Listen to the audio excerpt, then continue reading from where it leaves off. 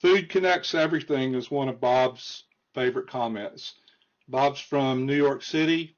He's an OCA member and a longtime GMO activist.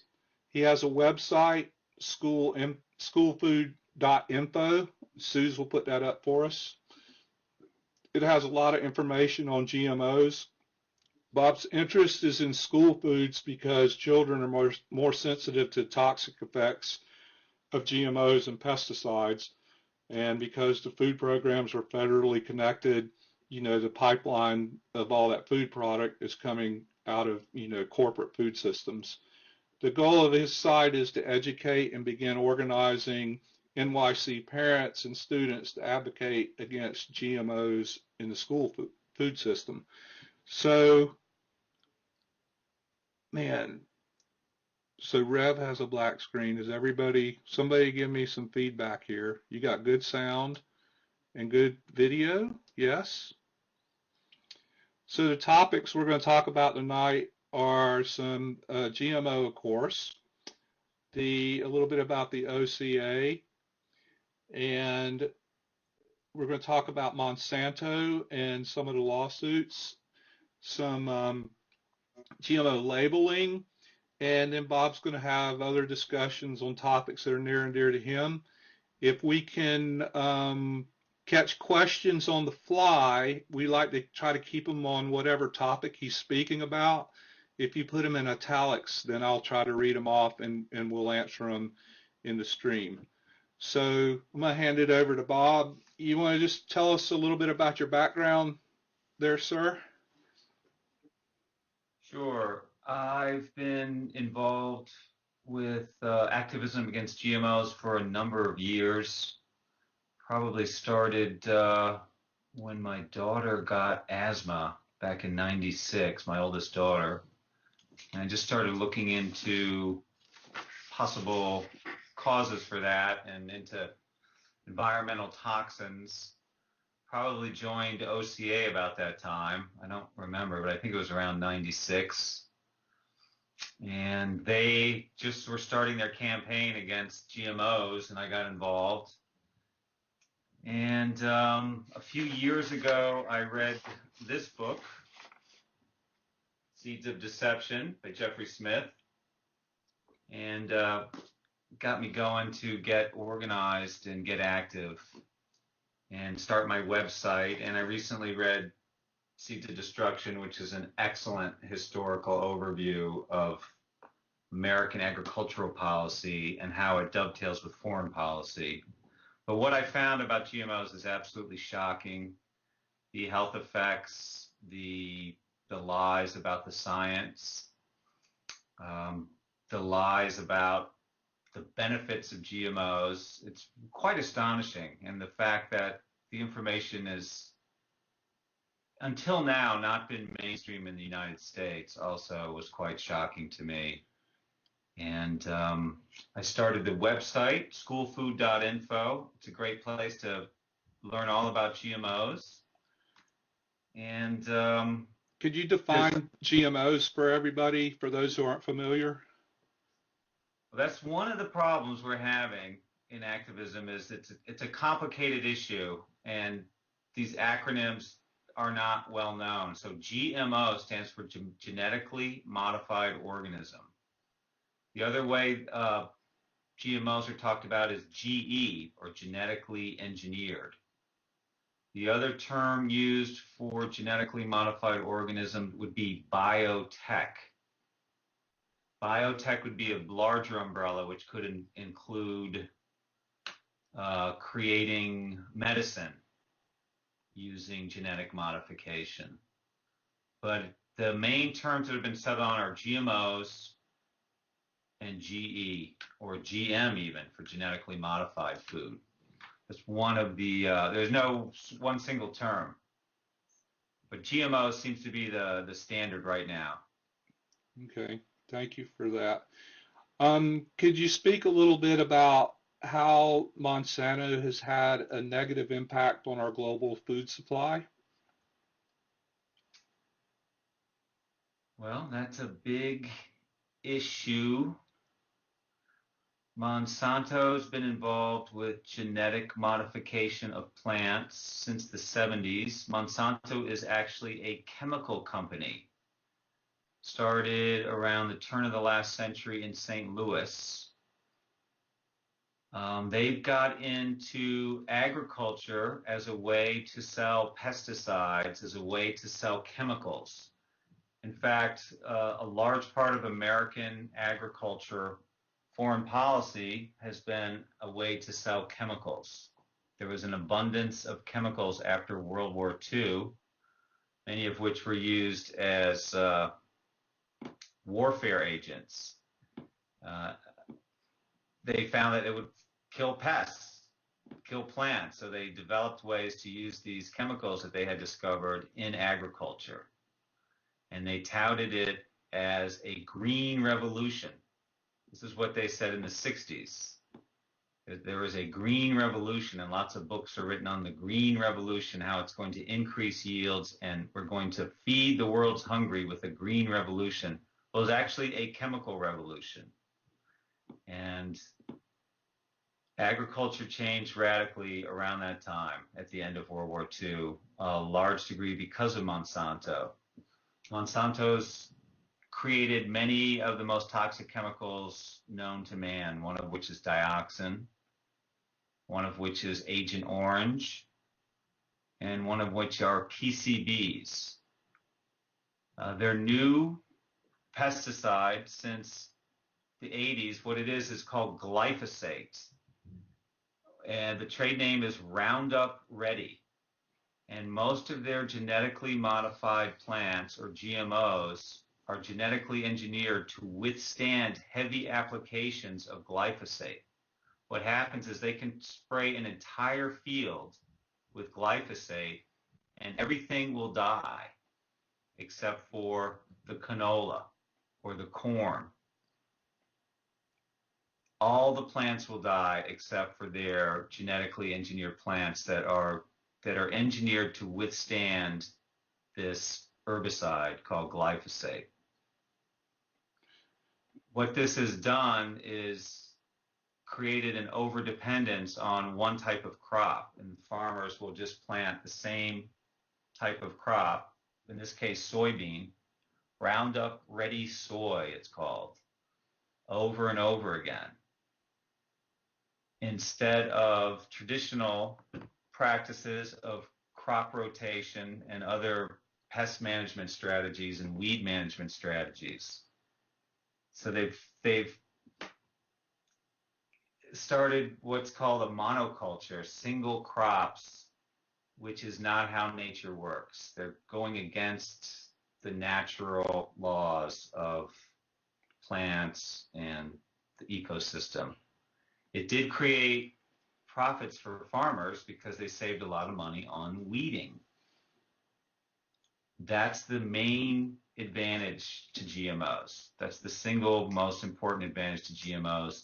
The other thing we were told about GMOs was that it would decrease pesticide use, increase yields, neither of which have come true.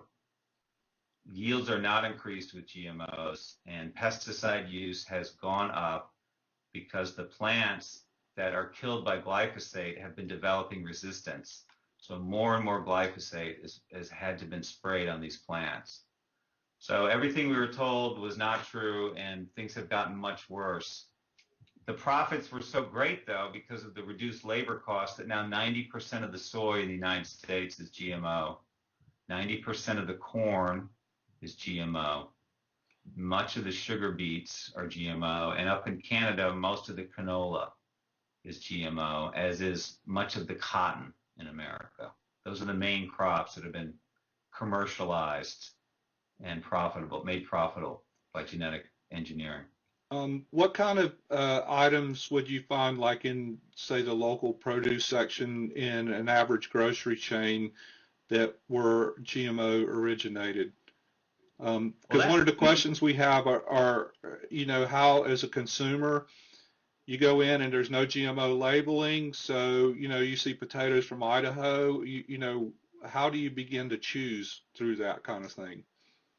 Well, that's the good news. Almost no produce has been commercially genetically modified. There's almost no produce in your grocery store that's GMO. There is a certain type of papaya, and there's a certain type of crookneck squash that's GMO, but that's about it. Mm-hmm. Most of the GMO you're going to find in the store is any packaged ingredient that has soy, corn, canola, or sugar beet sugar in it, or cottonseed oil. So most potato chips now, you'll see they're made with canola oil because it's so cheap. So what you have to do is, if you want to avoid GMOs, you can still buy vegetables. You could buy vegetables that might have been sprayed with pesticides, but it will not be GMO.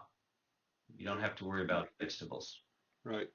Now, if we get into the meat section for the carnivores, that's a whole different story, right? Because they have so many additives and antibiotics and things.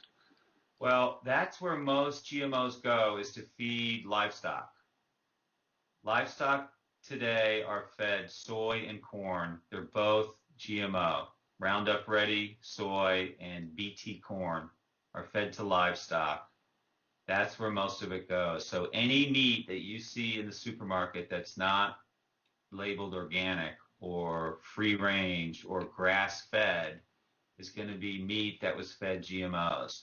And that's the single best thing you can do as a consumer to make an impact on the market for GMOs, is refuse to eat meat that was raised in what are called CAFOs, concentrated animal feeding operations, because these animals have been fed GMOs. Most of the GMOs go to feed livestock. Okay. And one of the chatters asked a question that is wheat typically a GMO originated grain? Wheat is still not been approved for commercialization in the United States. They are pushing for it in Great Britain. They're pushing for it in Australia. I think it might have just been approved in Australia. Farmers are organizing against it because farmers now are realizing that they've been trapped in this system. And some farmers want to get out of growing GMO soy, but they're having trouble finding non-genetically modified seeds.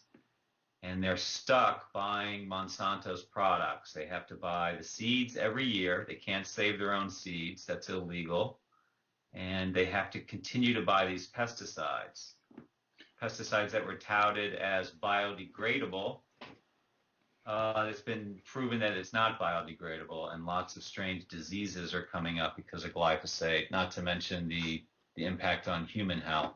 So no, wheat as yet has not, you do not have to worry about wheat. Wheat is not genetically modified in the United States. Right. Just a little side note is I grew up on farms in eastern North Carolina years ago, and I can remember the shift from where you did crop rotation and normal tillage to using Roundup because, essentially Roundup is a vegetation killer. So the tractors didn't have to get out in the fields or the hand labor went away, and everybody thought it was a big boon. And so they started doing the monoculture, like you said, but then you had to have more and more chemicals applied to support the monoculture. And I think all of that, or a lot of that, is petrochemical based, so it's tied in to the oil industry, to the farm chemicals or petrochemical based. So I remember seeing that shift growing up, and it was kind of quite an education. Can That's you correct. go I'd ahead? just like to say that is the single advantage to using glyphosate, is that farmers do not have to till the fields as deeply, and we were told that we would lose less topsoil, and that was one truth we were told. Farmers did not have to till, and we lost less topsoil. But of course, there were other solutions besides genetic modification and glyphosate, which is not to till as deeply or hand pull weeds. But that's one of the reasons we are on this unsustainable track, as people are focused on only using high profit methods and low labor methods when there are other methods to achieve better results. But that was one thing. There was one advantage to using glyphosate. Well, at the expense of a lot of other things. So that was the Single double-edged advantage. sword. So, Yeah. could you speak to some of the lawsuit issues with Monsanto versus the farmers, and specifically at the end of February, there was a case against organic farmers that Monsanto, um, I don't even know if it came to trial, but the judge overthrew the case or something. Yeah. That was actually a lawsuit that organic farmers brought against Monsanto, asking the judge to protect them from being sued by Monsanto. Because what all genetic modification hinges on is patent, the patenting of life forms, or what they call IP, intellectual property or intellectual property rights, IPR. What Monsanto has been allowed to do is patent life forms. So this Roundup Ready soy or BT corn, they own that. Even though it's a living thing, they own the rights to it. And what they have done is if they find it growing on your property and you're a farmer, they will sue you for patent infringement because you did not pay to grow that corn or that soy on your property, even though it blew on your property from another farm down the road, because GMO crops crossbreed and cross-pollinate, and the pollen and seeds blow down the road and can grow on your farm. Monsanto has sued 150 farmers for patent infringement. So these organic farmers were seeking an injunction from the judge that Monsanto could no longer sue them for patent infringement if accidentally a Monsanto product was growing on their property. The judge refused to allow the suit to proceed based on the fact that none of these farmers had actually been sued by Monsanto. They plan to appeal that ruling. I kind of personally wonder why they brought that ruling. I need to investigate this further, but it seems to me they should have been suing Monsanto for contaminating their fields, for polluting their fields. Mm-hmm. I need to check into that. But basically, the whole GMO revolution, genetic modified food revolution, hinges on patent rights and the patenting of life forms, which is an issue that has not been dealt with by Congress. It's not really entirely legal, and it's not really entirely legal anywhere else in the world besides the US. Most places do not allow life forms to be patented. There's a few countries like Argentina, and some of the countries that grow Monsanto's products have allowed the patenting of life forms, but it's still very much an issue up for grabs, and it's an issue we all really need to educate ourselves about, because some of these corporations are attempting to patent certain gene sequences that they found in the genome studies. And I think they're vulnerable on this point, and I'm wondering why farmers haven't sued Monsanto for contaminating their fields with their products. And is that limited to like a position that's limited to organic farmers, or does that expand, I would suspect, even to traditional farmers that are using commercial practices because of the cross-pollination and everything? It just opens the door for everybody to be exposed, correct? Yes, everybody's exposed, potentially exposed. Organic farmers brought the suit because if there's even a trace amount of GMO found in their product cannot be certified as organic, and they will lose income. Right. They're the most vulnerable from GMO contamination. Because organics are so tightly controlled and certified, and all the documentation and all that is so rigorous for them. GMOs are absolutely not allowed in anything labeled organic. The best way to avoid GMOs is to eat organic, buy only organic food. Excellent. So the next note I have is testing experts say labeling GMOs does not increase the food costs, which just sounds, obvious, but there's so much resistance to labeling foods with GMOs. What's that about? And there was a question that flipped by earlier that I missed that kind of fit into that. Is if you could describe maybe some of the health issues, affecting people that surround the consumption of GMO type products. Sure. Sure. Well, the first thing about labeling being expensive is just a smokescreen. It's just a lie put forward by the industry to try to discourage people from pushing for labeling. They telling you that the cost of your food will go up if we have to label everything that has GMOs in it. Obviously, that's a bunch of BS. And so somebody in South Africa actually did a study and found that it would add 0.017 percentage to the cost of your food to label for GMOs. It's not hard to label for GMOs. They're labeled in Europe. They're labeled almost everywhere else in the world. It's a complete no-brainer. They should be labeled.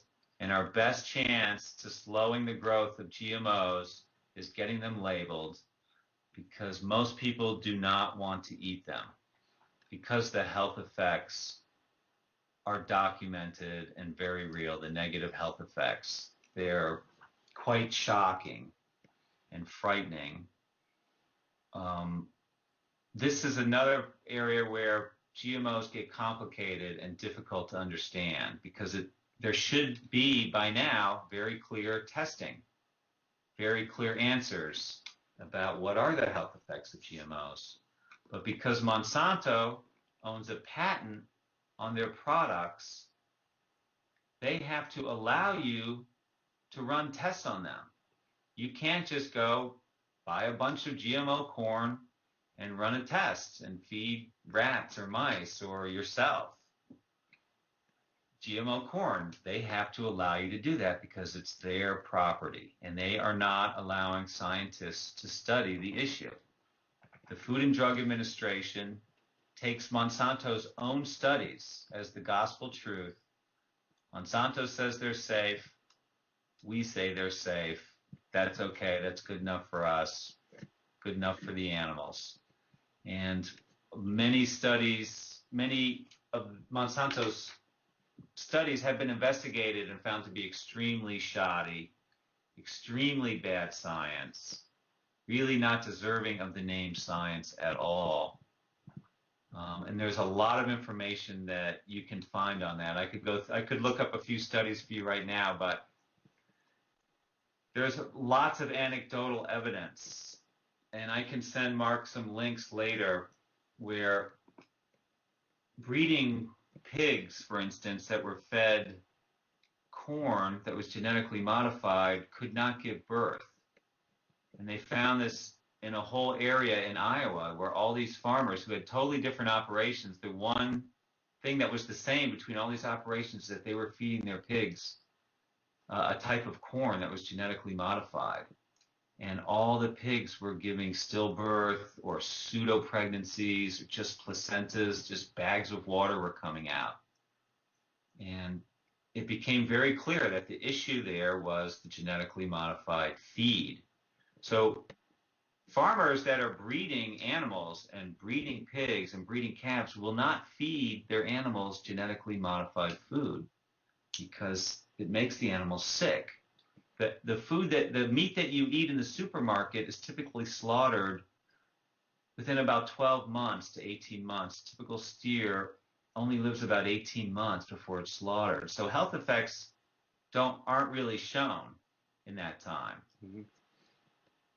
And there have been no long-term animal studies done on livestock. There have been some on rats and mice, and most of them are really shocking in the health effects of genetically modified plants and when they're fed plants genetically modified. Can you speak to some of the negative human effects on consumption of GMO products? Again, there have been no tests performed, so we can't say for sure No direct what are. correlations. You cannot prove that GMOs are bad for you. There have not been any strict scientific tests taken.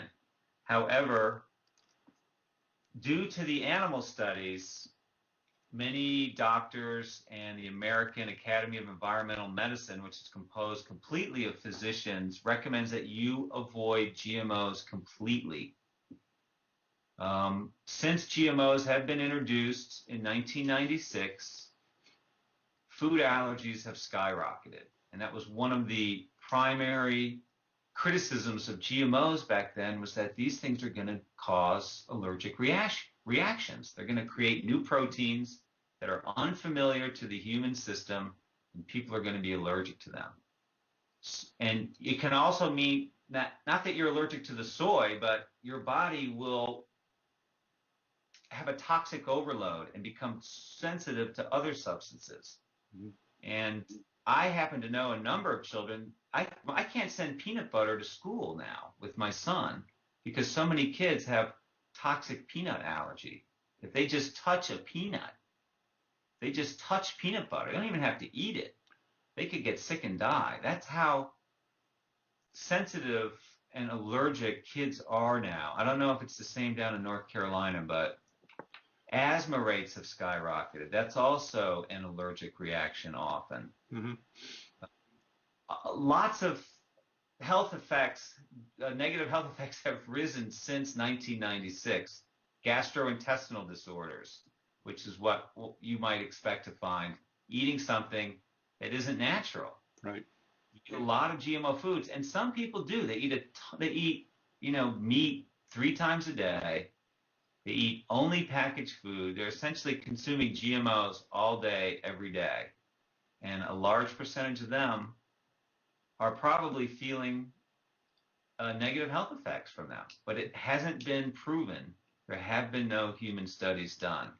But I think the intelligent responses, and many scientists agree, that GMOs really are Well, harmful to you. well, it's a matter, I think, of intuitive knowledge, and just from this little bit, I gained something because there's always been a question in my mind. Because I work in a school myself, and we really have to address, and these are all adults, but we have to address food allergies of every kind. And Yeah, I used to be involved in the management of the food services there, and we do all our own cooking and pull local produce and stuff. But I had never been around so many people that had so many bizarre food allergies, and I would say this was not the way it was when, I mean, I never knew this until I moved to this area, 10 or 12 years ago and started working in this environment. But because you said these things started in 96, light bulb went on in my head, and I'm like, yeah, wow, there is a whole lot more occurrence over that time frame, and maybe that, it all ties back together. So even if there is no direct proof, it it yeah. makes logical sense. Yes, there's lots of anecdotal evidence. There's lots of intuitive evidence, and it is the kids that are getting hurt the most. And this is all very new. Talk to any teacher, anybody that runs a school. They're shocked at all the allergies that so many children have. I'm on Jeffrey Smith's website, the Institute for Responsible Technology, and the anecdotal evidence is overwhelming. The scientific evidence is overwhelming as well. Um, Also, animals prefer not to eat genetically modified soy or corn. If you give them a bag of genetically modified soy and a bag of ungenetically modified soy, they can tell the difference. Human beings can't, but animals can, and they will often refuse to eat the GMO soy and corn. Mm. Frankly, they're not supposed to be eating it in the first place. Cows should be eating grass and pigs should be eating anything. But the stuff is so cheap that they feed it to the animals, and that's why your meat is so cheap. That's why you can go get, you know, a hamburger for $1 because it's being fed cheap food that the government has subsidized. Some of the research is subsidized, and because of price supports, farmers are guaranteed a profit when they grow GMO soy because the government guarantees that they will buy it. They pretty much can't go wrong. Right. So the federal government is encouraging the GMO juggernaut by the farm bill policy. But there's lots of scientific evidence. If you go to Institute for Responsible Technology or responsibletechnology.org, right on the front page, right on the home page, you will get a lot of information on the scientific studies on animals that have shown serious problems. Infertility, low birth weight. Let's see, what do we have here? Just, it's shocking. It really is shocking. And it's shocking that this news has not been on your TV, has not been in your newspaper, not been on your radio. There's a blackout on the impacts. Which is why this is such a good venue for this kind of conversation, because it begins to get the message out there. Could you lead us through a discussion on actions people can take to have a direct impact on their health and well-being and the avoidance of GMO and other, altered foods? And somebody in the chat stream just asked a question: what are the three most the three worst offenders of GMO packaged stuff, so they can look at, when they're reading labeling, if it doesn't say GMO, if it says produced by, for instance, PepsiCo, do you run screaming in the other direction? I mean, is there any, like, the top three to avoid? Yeah, I mean, avoid anything with high fructose corn syrup. High fructose corn syrup is made from corn. It's made from GMO corn. All sodas contain GMO ingredients. Most diet sodas contain aspartame, which many people claim is a neurotoxin. Aspartame is made using genetically modified bacteria. A lot of medicines now are using genetically modified bacteria to create certain products. So stay away from any kind of soda, any kind of standard soda. Pretty much, the studies are that 75% of all packaged food contains GMO ingredients. And that's because almost all packaged food contains either corn or soy or canola oil or cottonseed oil. Because they found that they put soy in almost everything now. Some of it's very small amounts, like soy lecithin.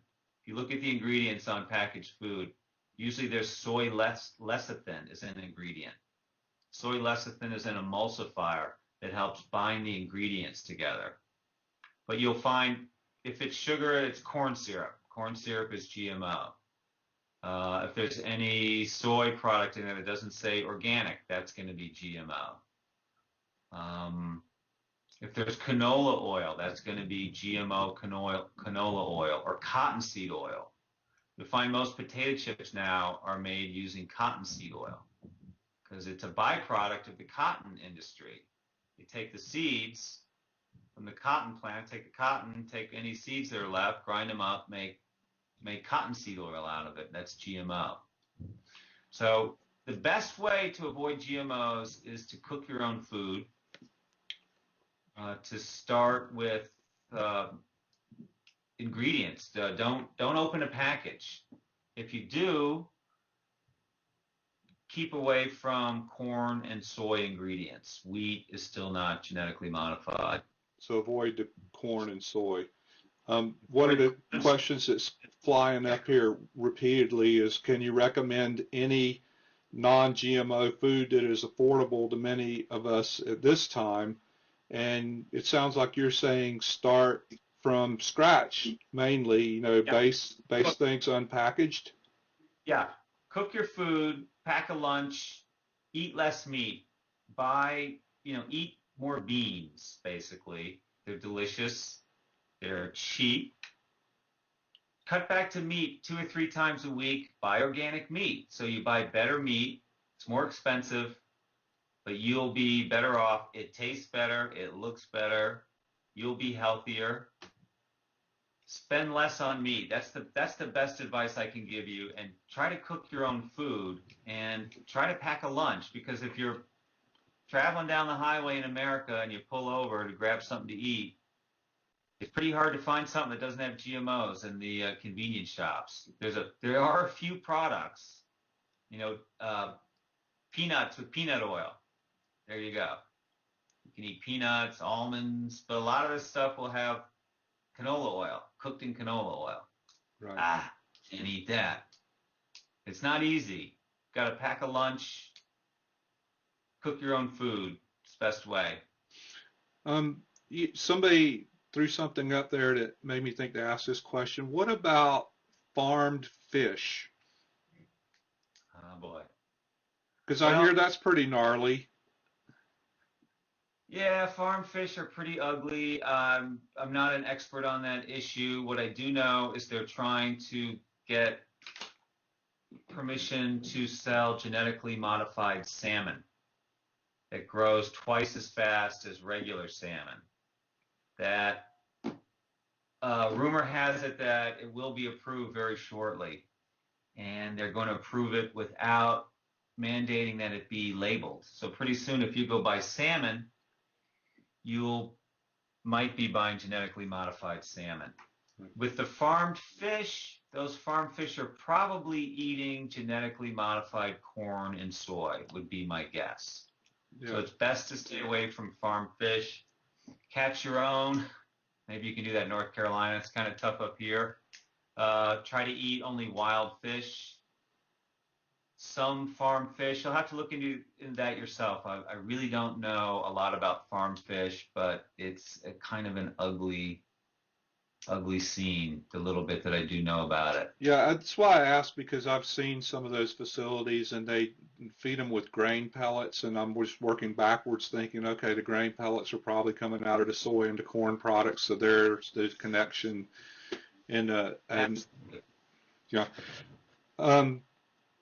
How about if you are willing to do it and you want to compose a list of links and stuff for us, then I'll be glad to put it in a shareable file out there for all the chatters. Um, People are exhibiting a lot of interest in the topic. Is there anything else you would like to speak to that's near and dear to your heart? I know I read the speech text that you sent me, and I think everybody's really interested in hearing, what your overview is, and what you have to say and how you can educate us and how we can move forward as consumers and as advocates to help spread this message. Well, the great message is that we can control this debate. It's not like trying to stop them from cutting down the rainforest thousands of miles away. There are things you can do about that, but this is something that you are taking into your own body. You can just stop eating it, and you can have a very dramatic effect just by letting them know you're not going to eat it anymore. You can also support the labeling initiative in California. If you go to justlabelIt.org, if California can pass a law requiring GMOs to be labeled in California, they'll pretty much have to label them throughout the country. Sales will drop, and organic farming will get a big boost from that.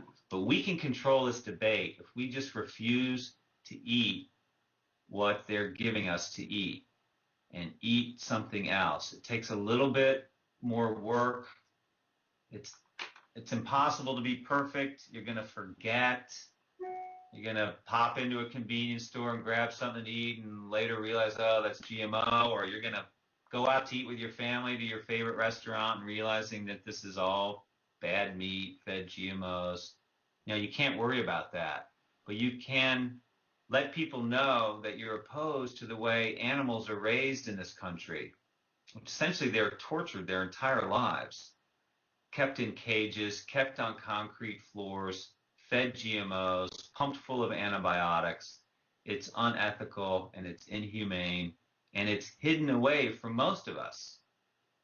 They're concentrated these animals out of sight, out of mind. All you know is you got a nice cheap steak, you got a nice cheap chicken dinner.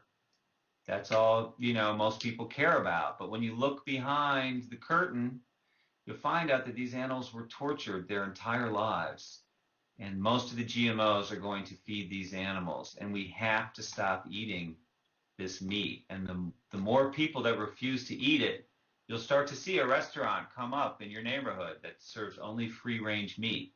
It will be more expensive, but my solution is to eat less meat. Right. I don't eat any meat at all, actually, but I encourage my kids and my family to eat a lot less meat, and when they do eat meat, to eat the organic meat. And Yeah. I get a lot of pushback. People want that hot dog on the corner. I just refuse to buy it. Right. So That's that. the summary is being a conscious consumer and do like your mama said and eat your vegetables. Eat your vegetables, cook your own food, refuse to eat what they put in front of you, and educate yourself. Get this book, Seeds of Destruction. Everybody see that? Seeds of Destruction.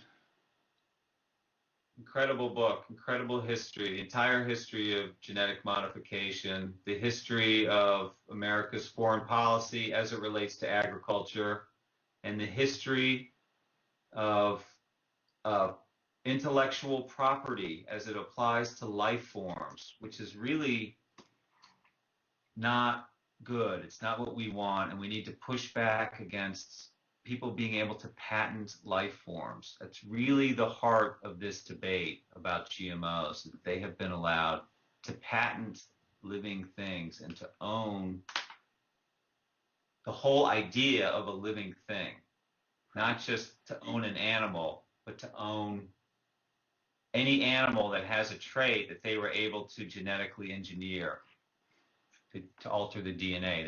They will own all those animals.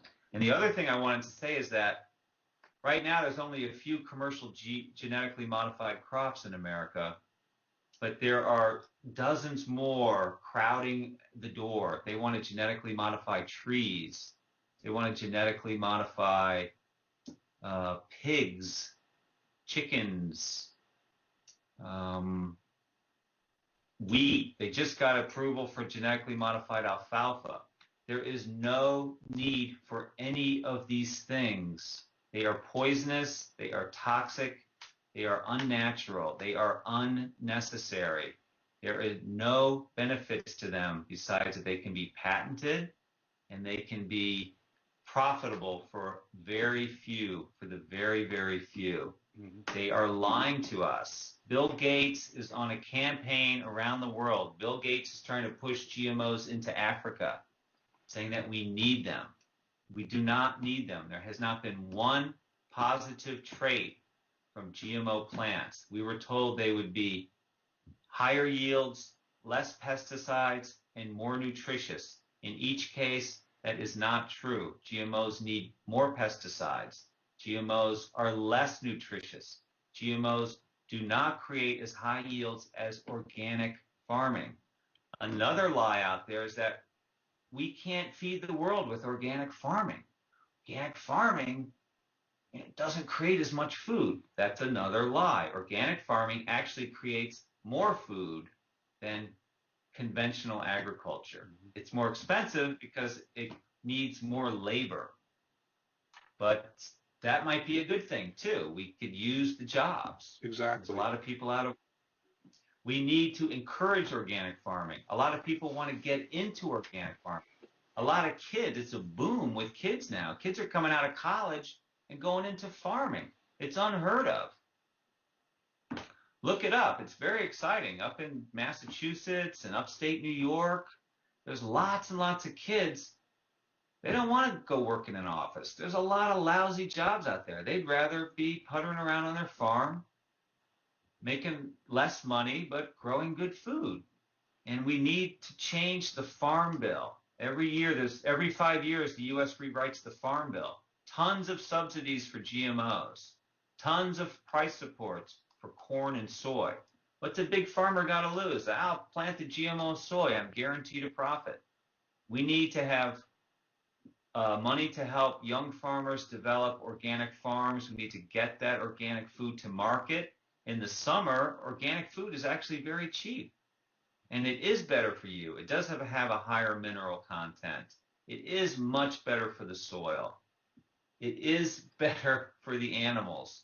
I mean, if there's a chemical that kills bugs, that chemical is not going to be good for you. That chemical is not going to be good for your children. Ingesting meat that was raised on plants that are filled with pesticide, that pesticide residue builds up in the meat. So if you're eating pesticide and herbicide laden plants and meat, that toxic residue is going to build up in your body. And especially children, their systems are going to get out of whack. They're going to get ADHD. They're going to have higher rates of allergy. They're going to have problems with their gastrointestinal tract. They might have behavior difficulties, attention difficulties, because there's so many chemicals going into their system. It's very, very important to move away from pesticides, herbicides, and genetically modified crops. And it's not that hard to do. And the propaganda we're getting is that there's no other way to feed the world. The world population is going up. We need GMOs to feed a hungry world. It's not true. The truth is there is enough food grown right now to feed everybody on the planet, no problem. What we have is a problem of distribution. What we have is food being grown to be turned into gasoline for our cars. There's plenty of food. We can support another 1 billion or 2 people with the food we're growing now. It's not really an issue. It's a lie. We do not need GMOs. Don't eat.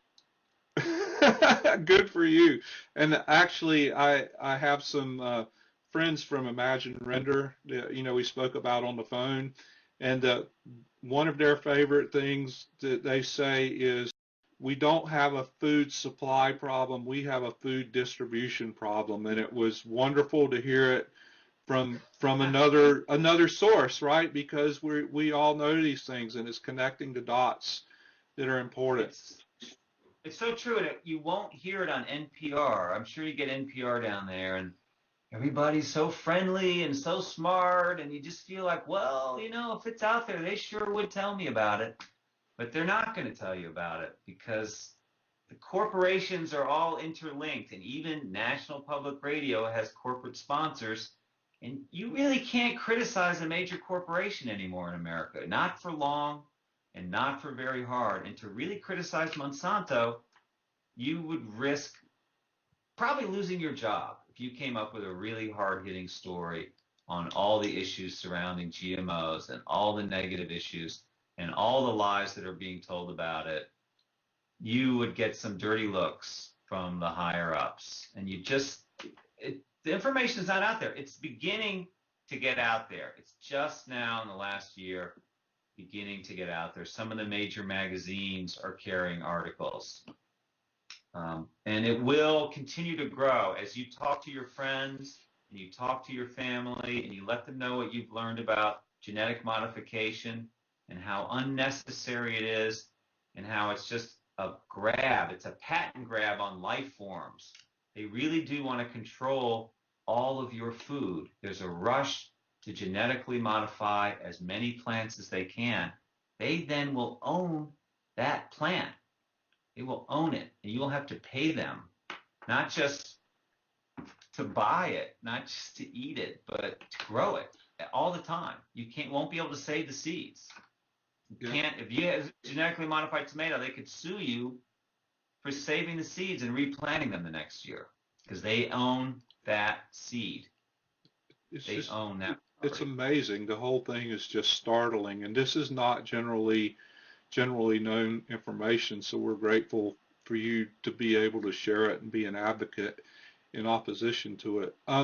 Do you have any kind of background or general knowledge about how the free trade agreements are intersected with GMOs? Like, is there opposition to that when we're doing free trade with a foreign Yeah. country?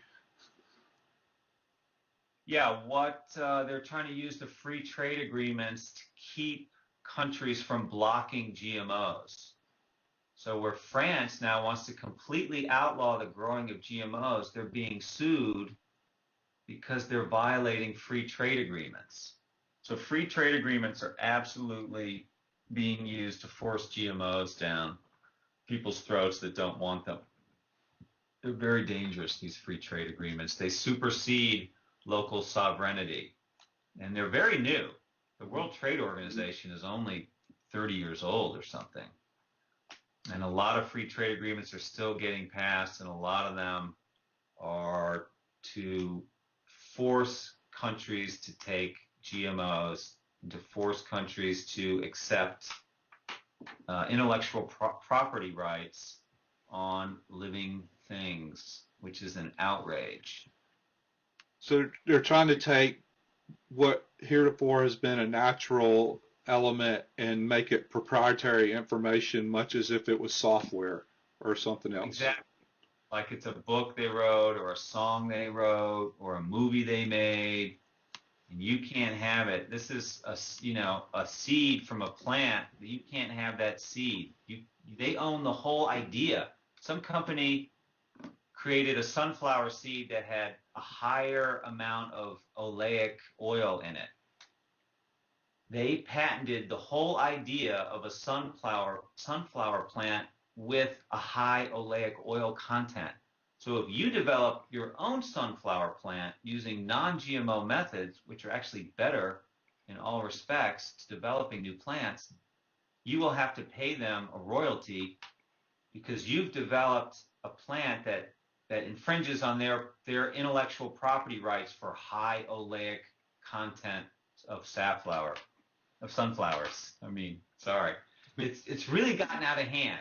The whole ownership of life forms has gotten completely out of hand. It has never been dealt with at the congressional level. It's been dealt with only at the level of Supreme Court. Opened the door in 1980 when they allowed a company to patent a bacterium that had been altered genetically. And when the Supreme Court did that, they've just been the patent office has just been granting patents. Okay, we can patent this mouse, patent that corn. They're just patenting everything. Hmm. Well, it's just like a train running out of control, and I think just listening to the conversation and watching the chat, I think one of the solution is pirate gardens. I think we should just all do pirate gardens. Grow, grow as much food as you can. Absolutely. I've got a garden.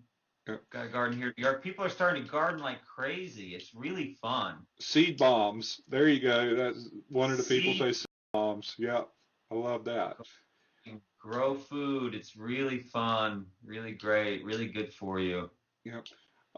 So Bob, I want to, before we wind it up, I want to make sure we get any contact info that you would like to put out. There's your website. And Sue, can you catch these as they're coming out? The schoolfoodinfo.info was the website. What about Yes, Twitter or other contact information? I don't have any kind of Twitter or Facebook thing going on. I just have schoolfood.info. Okay. And you can find an email there where you can contact me via email. Um, Stop by the website, schoolfood.info. Here's another great book, Seeds of Deception. Hold it up a little bit more. Up. There you go. Siege of Deception. Jeffrey Smith. Yes, Jeffrey Smith, Seeds of Deception. Excellent. All right. testable reading material, people. That's what we have here. Yeah, Do read. chatters have any more questions you would like me to ask? Okay, Ping has a question. Hang on. 2 seconds. There's a little bit of a chat lag, Bob, so it'll roll up here shortly. Or not. Ping, if you have a question, throw it up there. Or is the chat lagging? You gotta love technology, right? I apologize for the early on technical difficulties. When we do this again, I will attempt to do a little bit better job, Bob. No problem. I should probably get a Twitter feed. Maybe I'll look into Twitter. So everybody's saying they have a question, but nobody's posting them. The other great link is gmwatch.uk, and you can get on their mailing list, and they will send you updates. Is it gmwatch.uk or gmwatch.org? They'll give you a lot of information on their websites. The history of these GMO companies is not pretty. Yeah, it's gmwatch.org. gmwatch.org. Okay, here's one of the questions. Let me read it off before it flies by. We have a chatter who had a son who is now sick at age 24 with fibromyalgia, and they were wondering, could that be food related / GMO related? Could be. I suppose fibromyalgia could be GMO related. I would look more towards allergies and gastrointestinal distress, but his fibromyalgia could be coming from gastrointestinal distress. Okay. But I don't know a lot about that. I can't say for sure. Okay, and another person wonders if there's anyone out there that's promoting organic food stamps as part of the food stamps program. I don't know. I don't know about that. That's an interesting idea. Okay. You can now use food stamps at farmers markets, though. At farmers markets. Which is a really fantastic development. You can take your food stamps down to the farmers markets and use them. Excellent. Yeah. One person's inquiring as to your daughter's health. How is Bob's daughter's asthma these days? It's gone. Gone. We put her on pretty much an organic diet. We found out the triggers. We've limited exposure to triggers. We try to live fairly healthy. Try not to be maniacs, though. Try not to be fanatics. That can set up a whole other psychological process. But her asthma's, I haven't seen it in years. Excellent. And just so you know, that the chatters are all wooting and yaying and high-fiving. They're really impressed with that. So that's good. Any more chatter questions? So I think we're probably going to wind it up there, Okay, Bob. great. And I really appreciate the time and the effort you put in. And people are already asking, will you come back and talk to us again? Absolutely. My pleasure. Thanks for having me. Okay, we hope you have a good week, and thanks again, and I'll be talking to you soon. Okay, take care, everybody.